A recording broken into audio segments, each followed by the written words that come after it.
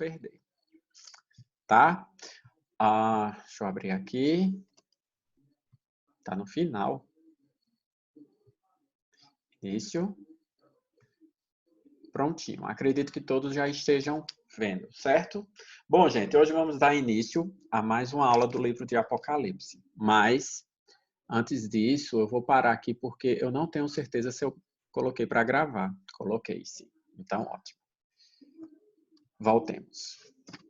Bom, estamos dando início a mais uma aula do livro de Apocalipse, certo? Já passamos aí da metade do livro, estamos no capítulo 14, ok?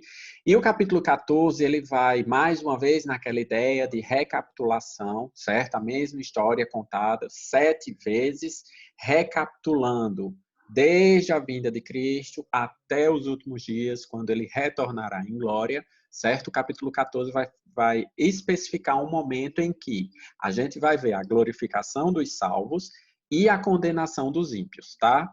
Ou seja, o que é isso? É Deus agindo e estabelecendo a sua justiça, tanto para os salvos, vindicando a sua santidade e salvando os seus, ou seja, recolhendo os seus para a eternidade, ok?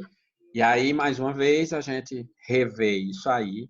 Hoje a gente está no final da 4ª sessão, certo? Que é o quarteto do mal e o juízo de Deus, tá? Até agora a gente já viu nessa 4ª sessão o dragão, que já havia aparecido, certo? Desde as trombetas a gente já viu a ação do dragão. E aí a gente viu a partir do capítulo 12 a chegada da primeira besta, que emerge da terra, da segunda besta, que emerge ao contrário. A primeira emerge do mar, a segunda emerge da terra. E agora, a partir desse capítulo, a gente vai ver um pouquinho falando sobre a Grande Babilônia, ok? Então, hoje a gente está encerrando essa 4ª sessão. Essa 4ª sessão é considerada a sessão mais completa. Como eu disse a vocês, ela fala de toda a história da igreja. O livro de Apocalipse nada mais é do que o relato de toda a história da igreja a partir de Cristo, certo? A partir daquele que é o cabeça da igreja. Mas essa 4ª sessão, ela consegue trazer muito mais luz a algumas coisas que a gente não havia visto antes. Por exemplo, quando a gente falou dos selos, eu acredito que vocês lembram que eu havia dito que os selos é a perseguição do mundo à igreja. Mas por trás dessa perseguição havia uma figura. E quem era essa figura? Era o dragão, que a gente ainda não havia visto. Então, quando a gente vê o dragão, a gente vê quem é que está agindo através das pessoas no mundo para perseguir a igreja, certo? E aí, na medida em que o livro vai sendo lido, algumas coisas vão se revelando, vão se desdobrando, vão nos mostrando no que é que o livro de Apocalipse, que história o livro de Apocalipse está contando, certo? Eu não vou fazer uma recapitulação do capítulo 13, mas vocês lembram que o capítulo 13 é as 2 bestas, certo? A ação do dragão nessas 2 bestas e quem é cada uma delas. E a perseguição ferrenha que essas duas bestas infringirão sobre a igreja do Senhor, certo?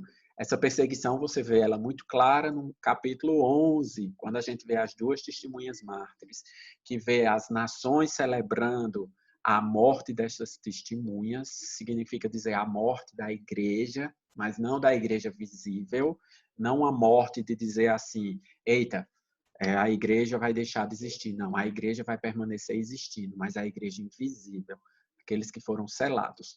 Mas a igreja denominacional, placa, essa vai deixar de existir, certo? Perseguida pelo dragão. Ok? Então, isso é um resumozinho aí. Mais uma vez eu digo, essa sessão aí que a gente está vendo, ela é a mais completa, porque ela não pega somente do momento em que Jesus é levado aos céus. Eu não sei se vocês lembram, mas ela vai desde o proto-evangelho, ou seja, desde o momento em que Deus estabelece aquele duelo entre a serpente e o descendente da mulher, que é Cristo. Então, você vê que ele é bem completo o capítulo, mostrando desde esse momento até a vinda de Cristo, certo? Culminando agora no capítulo 14.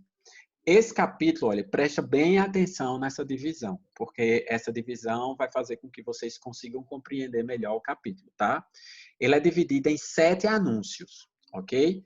como é que serão esses anúncios? O primeiro anúncio é a igreja que está com Cristo no céu, que vai do verso 1 ao verso 5, tá? Como é que a gente vai fazer hoje, então? Vamos ler do verso 1 ao verso 5 e a gente vai depois fazer a releitura explicando um a um.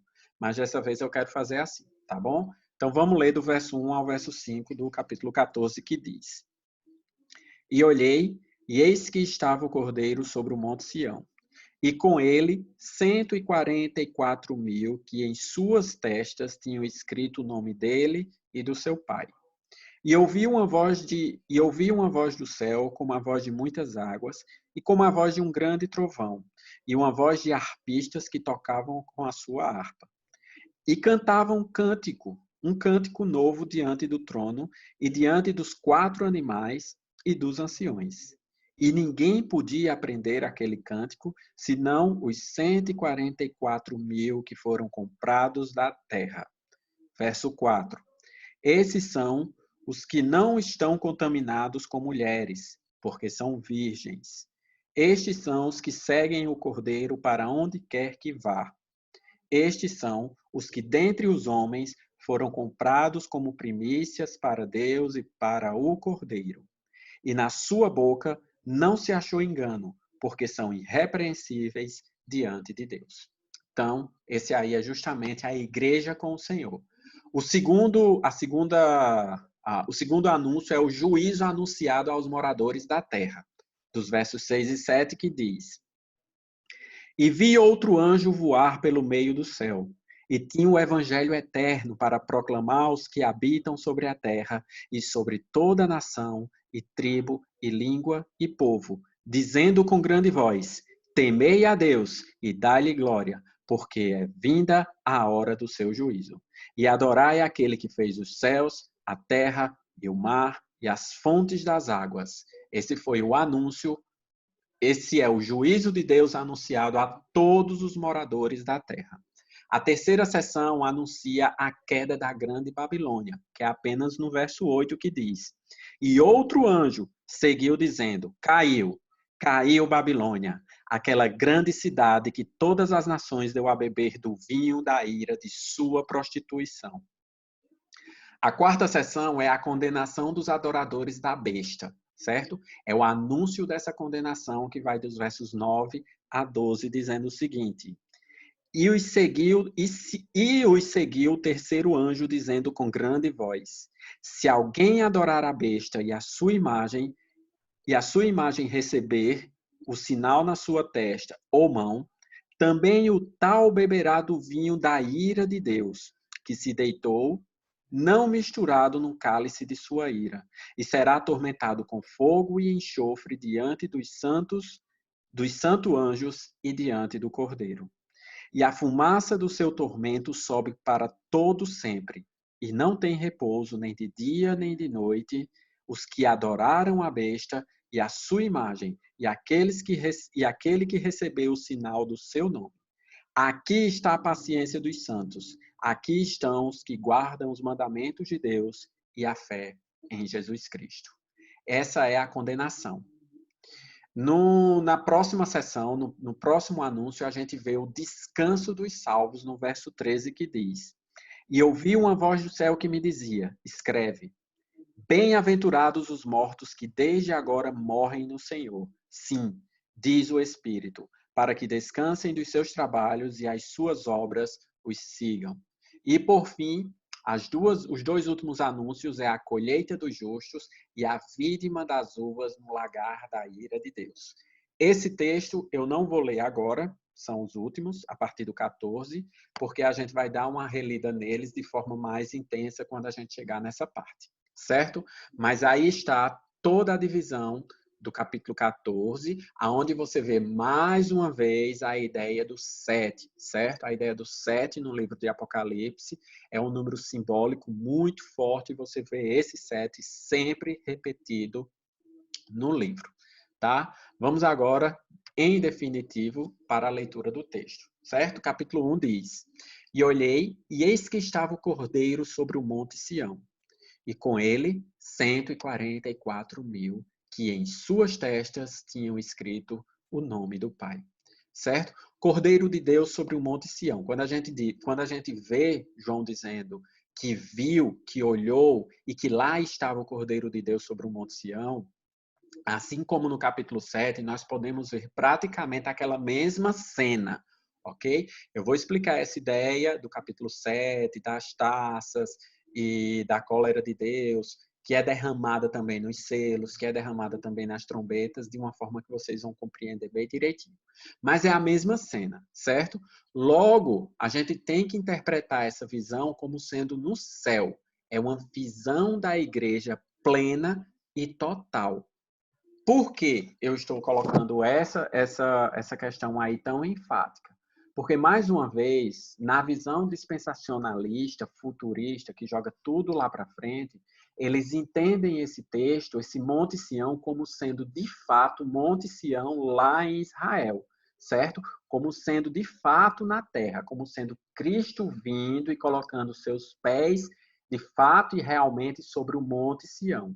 Mas a gente não pode entender Monte Sião como um local geográfico específico, mas como diz em Hebreus capítulo 12, 22, que diz: mas chegastes ao Monte Sião, a cidade do Deus vivo, a Jerusalém o quê? Celestial, e não a Jerusalém terrena, certo? Não um local geográfico físico, mas a Jerusalém celestial, e aos muitos milhares de anjos. Ok? Então, entendam essa ideia da Jerusalém, desse Monte Sião, como sendo a Jerusalém espiritual, a Jerusalém celeste, aquela que lá em Apocalipse 22 desce do céu, certo? E os 144 mil, né? Juntamente com o Cordeiro, os 144 mil, como já estudamos anteriormente, não se trata de um número fechado e específico, mas do número de toda a comunidade dos salvos, certo?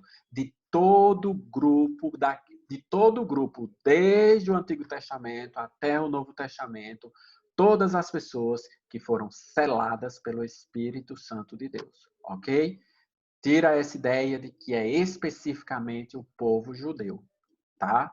Senão a gente vai cair em alguns problemas, porque vai parecer que são promessas específicas apenas para eles. E aí diz que em suas testas tinham escrito o quê? O nome de seu pai. Perceba mais uma vez o contraste com Apocalipse capítulo 13. Lembra quando a gente falou da marca da besta? Que eles tinham na sua fonte e na sua mão, receberiam tanto na sua fonte e na sua testa, como na sua mão direita, uma marca. E que eu havia dito que essa marca ela não é física, ela não é literal, ela não é um chip, ela não é um macarrão, um arroz, como algumas pessoas pensam, ela não é o benefício social pago aí pelo governo federal, ela não é nada disso. Elas são as suas ações, as suas atitudes é que vai dizer se você é selado pelo Espírito Santo ou se você tem a marca da besta. É tanto que aqui ele fala que os 144 mil, ou seja, todo o corpo da igreja, tem em sua testa escrito o quê? O nome de Deus. Nós vamos ter escrito o nome de Deus de forma literal? Não, é simbólico. Certo? Então, você vê aí já a presença da igreja junto com o Senhor. E aí, o que é que ele escuta? Ele escuta uma voz do céu, como a voz de muitas águas, e como a voz de um grande trovão. E ouvi uma voz de harpistas que tocavam com suas harpas. Quando João vê essa multidão de pessoas, ele escuta uma voz. Na leitura progressiva de recapitulação, como eu disse a você, progressiva porque as coisas vão se desdobrando e você vai percebendo novas nuances da mesma história, então ela é progressiva, e essa história é recontada 7 vezes. Percebemos então que João fala novamente daquela voz que ele havia ouvido no capítulo 7. Eu acho que vocês lembram quando ele diz: e ouvi a voz do Senhor que dizia que havia 144 mil selados. É essa mesma voz que João ouviu. Ele está recapitulando aquele mesmo momento em que ele vê os 144 mil selados do Senhor, certo? Só que agora ele não só diz que ouviu, como ele descreve como é essa voz. E ele diz, é como a voz de muitas águas, é como a voz de um grande trovão. Aqui ele está falando da própria voz do Senhor Todo-Poderoso, que ele estava acabando de ouvir naquele momento. Ali ele diz, apenas ouvi uma voz. Ele agora descreve como é essa voz. E aí o texto prossegue dizendo, e cantava um cântico novo diante do trono, e diante dos 4 animais, e diante dos anciões, e ninguém podia aprender aquele cântico, senão os 144 mil que foram comprados da terra. Gente, cântico novo. Não há coisa mais maravilhosa para nós a gente entender o que significa isso para nós como salvos, como aqueles que fomos comprados pelo sangue do Cordeiro. Aqui a gente vê com mais clareza a visão de João, que ocorre aonde, como eu disse, no céu, onde se encontra todo o corpo de salvos diante do trono de Deus. Eles entoam esse novo cântico, entoado somente pelos remidos do Senhor. É somente aqueles que foram comprados pelo sangue de Jesus, pelo sangue do Cordeiro, que confessaram seus pecados, que se arrependeram dos seus pecados, que poderão, no trono de Deus, diante do trono de Deus, entoar esse novo cântico. E diante de nós estará o Senhor dos Senhores, estará os 4 animais e estarão os 24 anciões, cantando todos juntos nos céus, glórias ao Deus e majestoso seja o seu santo nome. E nós estamos lá porque nós fomos comprados de toda a terra. Não é somente um grupo seleto, é em cada cantinho dessa terra há um eleito de Deus. Há alguém a quem o Senhor há de chamar, ou há alguém a quem o Senhor já chamou. É interessante que na visão dispensacionalista, esses são apenas os israelitas, os 144 mil. Mas isso não coaduna, isso não bate com todo o texto bíblico, que afirma que esses são comprados de onde? Somente de Israel? Não, de toda a terra, de cada nação, de cada tribo, de cada língua, de cada povo, de cada localzinho, por mais distante que seja, na ilha mais remota que seja, Deus tem os seus eleitos em todos os lugares dessa terra, certo? Então, lembrando que toda terra aqui não significa todas as pessoas indistintamente. Por quê? Porque se a gente entender que são todas as pessoas, que o sangue de Cristo foi suficiente para comprar todas as pessoas, a gente cai no erro do universalismo. Porque aí a gente vai estar dizendo que todos serão salvos no fim. E não é isso que o texto mostra. A gente já mostrou o juízo de Deus sendo derramado sobre milhares de ímpios que não se renderam ao Senhor. Esses não foram comprados pelo seu sangue. Então, não é todas as pessoas indistintamente, mas um povo exclusivo, como diz lá em 2 Pedro 2,9, o qual ele comprou e pagou com seu sangue na cruz do Calvário. Certo? E aí o texto prossegue dizendo ainda, no mesmo capítulo, eles não foram, não, no capítulo 4, perdão. Estes são os que não são contaminados com mulheres, porque são virgens. Estes são os que seguem o Cordeiro para onde quer que vá. Estes são os que dentre os homens foram comprados como primícias para Deus e para o Cordeiro. Estes são os que não são contaminados com mulheres, certo? Esse texto, ele parece ser bastante complicado quando a gente lê a princípio e entende assim, então quer dizer então que Deus está abominando o casamento, certo? Mais uma vez, essa é a ideia de que Apocalipse, ele não pode ser lido de forma literal, certo? Ele precisa ser entendido através dos seus símbolos, o qual o autor está demonstrando quando escreveu. Então, esse texto reforça a ideia de que a leitura de Apocalipse ela não é literal. Caso contrário, esse texto seria bastante complicado. Logo, a melhor interpretação dele é uma leitura simbólica mostrando que os remidos são aqueles que não se contaminaram com a grande meretriz, o qual a gente ainda vai ver lá na frente, que é a grande Babilônia, certo? Ou seja, a igreja falsa.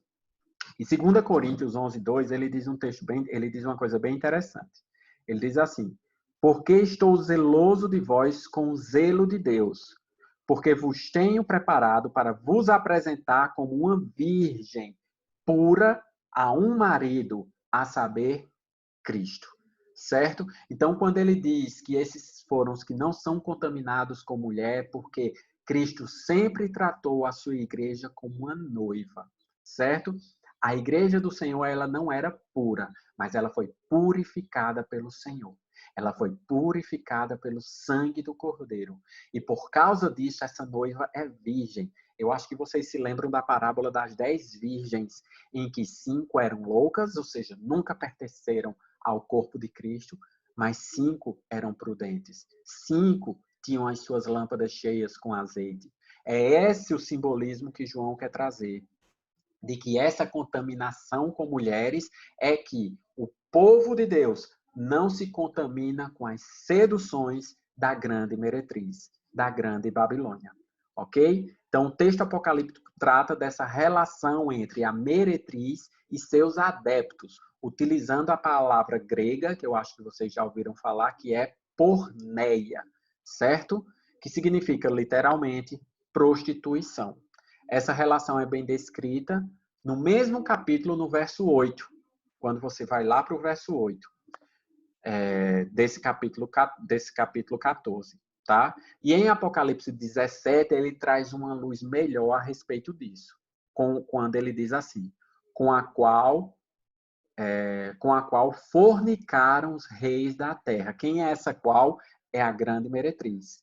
É a grande Babilônia. Certo?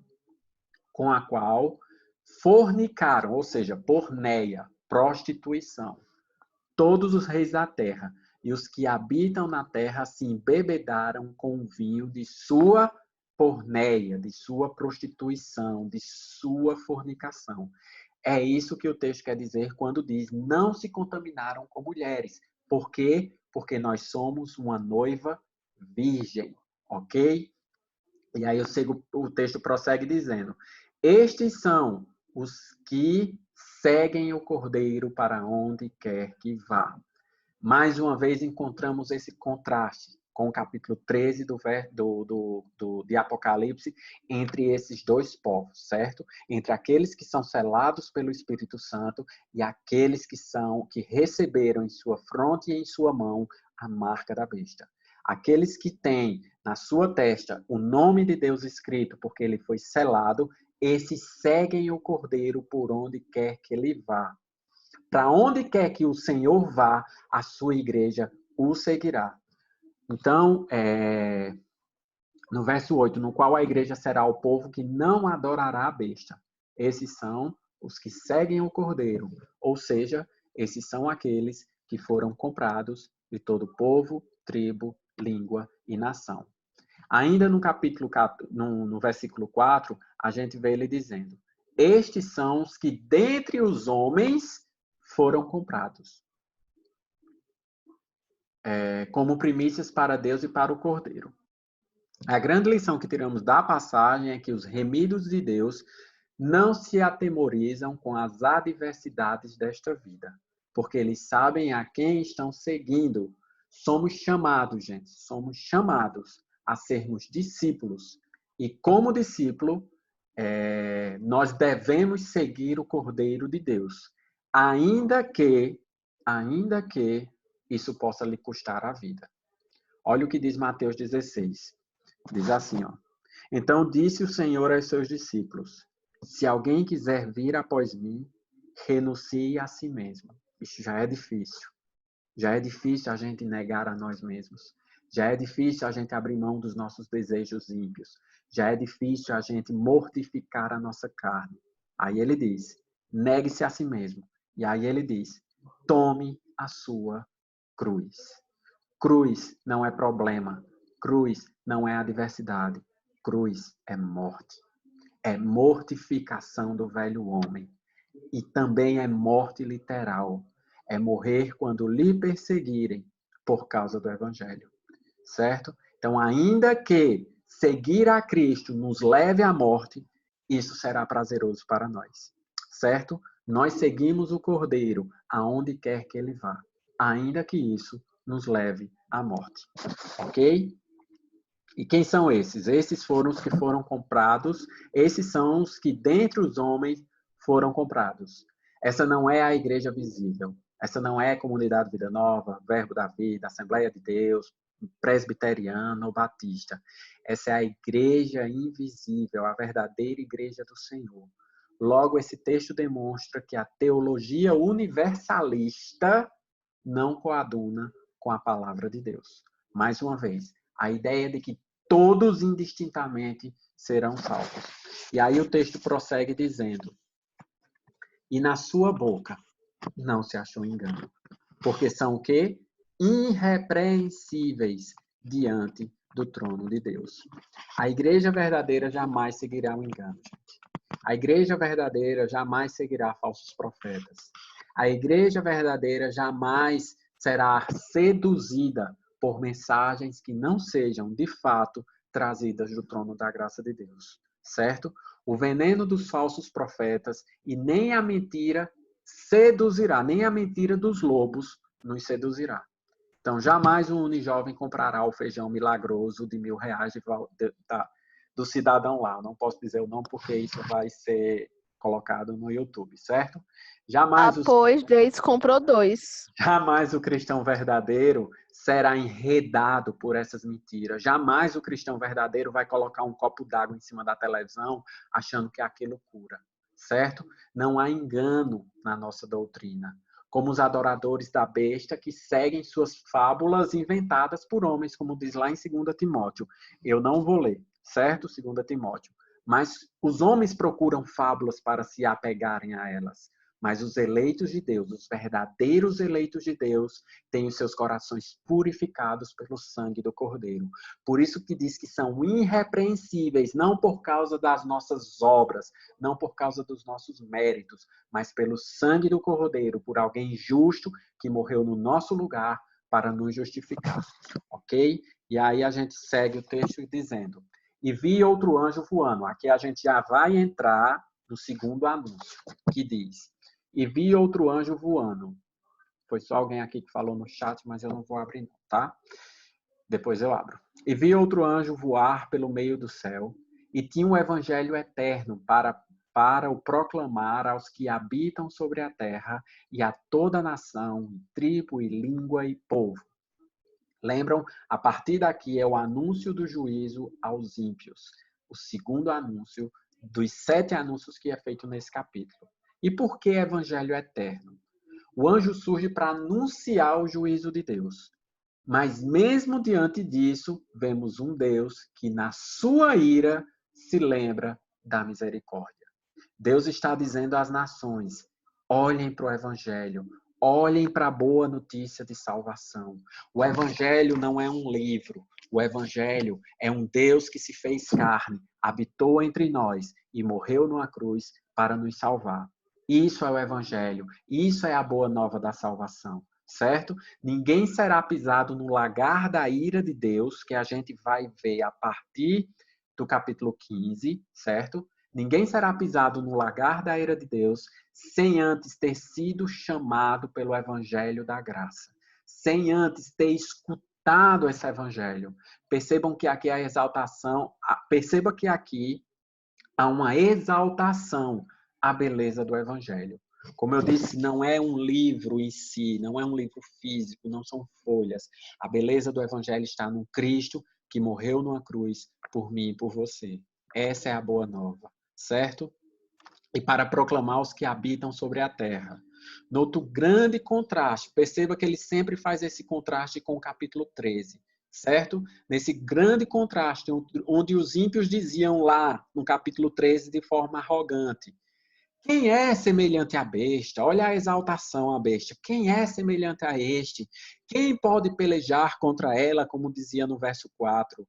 Agora se anuncia aquele que tem todo o poder e que destrói a besta somente com o sopro da sua boca. Como diz lá em 2 Tessalonicenses 2:8, eu vou ler esse texto porque ele é muito lindo. Deixa só eu achar ele aqui, 2 Tessalonicenses 2:8 diz: E então será revelado o iníquo, a quem o Senhor desfará pelo sopro de sua boca, e aniquilará o seu esplendor na sua vinda. Gente, vocês lembram quando surgiu a besta, com todo aquele poderio, a besta que emerge do mar, com todo aquele poderio, com todos os exércitos da terra ao seu dispor, ao seu serviço, perseguindo e massacrando a igreja. Depois vem a besta que emerge da terra com seu engano, com seus falsos milagres. Cristo, quando surgir nos céus, vai aniquilar essa besta apenas com o sopro de sua boca. Aleluia. Isso é motivo da gente se alegrar cada vez mais. Certo? Então, esse é o anúncio do juízo de Deus sobre os ímpios no lagar de sua ira. E ele diz com grande voz: temei a Deus e dai-lhe glória, porque é vinda a hora do seu juízo. E adorai aquele que fez o céu e a terra e o mar e as fontes das águas. Esse tempo será um tempo de grande falta de temor a Deus, certo? As pessoas, como eu disse anteriormente, dirão grandes blasfêmias e zombarias contra o nosso Deus. Os homens irão escarnecer, inclusive, da sua vinda, como disse Pedro na sua segunda carta, no capítulo 3, verso 4, que ele dizia.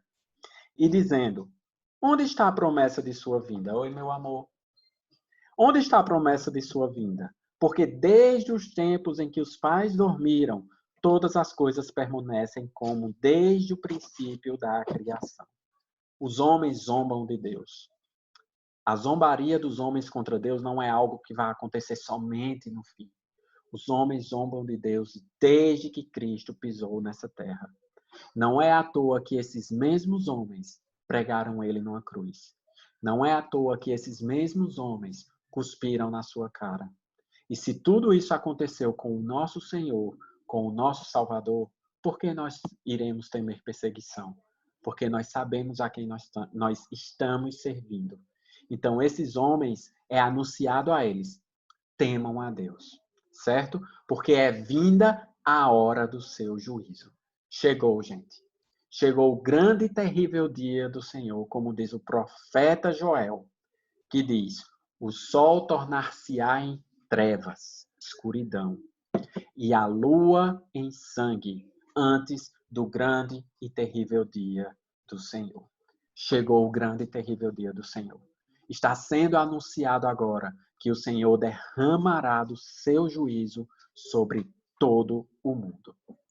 E aí no verso seguinte diz: e outro anjo seguiu dizendo: caiu Babilônia, aquela grande cidade que todas as nações deu a beber do vinho de sua ira e da sua, olha, porneia, fornicação, de homens que se juntaram e se deleitaram em seus pecados, como diz lá em Romanos capítulo 1, certo? Porque outro anjo, depois do anúncio do primeiro anjo dizendo da chegada do dia do Senhor, notamos outro anjo agora anunciando a queda da grande Babilônia. E ele diz o quê? Caiu Babilônia. O diabo é especialista, gente. Eu já tinha dito a vocês que o diabo é especialista em querer imitar Deus, certo? Não é à toa que diz que ele se transfigura até em anjo de luz para tentar enganar até mesmo os próprios eleitos, certo? Então ele é especialista em querer imitar Deus em todas as coisas. E aí ele imitou Deus através da Trindade. Lembra quando eu falei da Trindade do mal, que é o dragão, o anticristo e o falso profeta? Nós encontramos agora mais uma vez o diabo querendo imitar Deus através da igreja. Ele quer imitar a igreja verdadeira através de uma representação de uma falsa igreja no mundo, que é a grande Babilônia, que é a igreja falsa, que vem com o ensino falso ensino religioso, o sincretismo religioso, a outra palavra que eu queria achar, além de sincretismo, que é o misticismo religioso. Gente, infelizmente a gente tem visto tanta igreja imersa em misticismo nos últimos dias. São coisas terríveis que a gente tem visto dentro da igreja. E esse sincretismo, essa junção,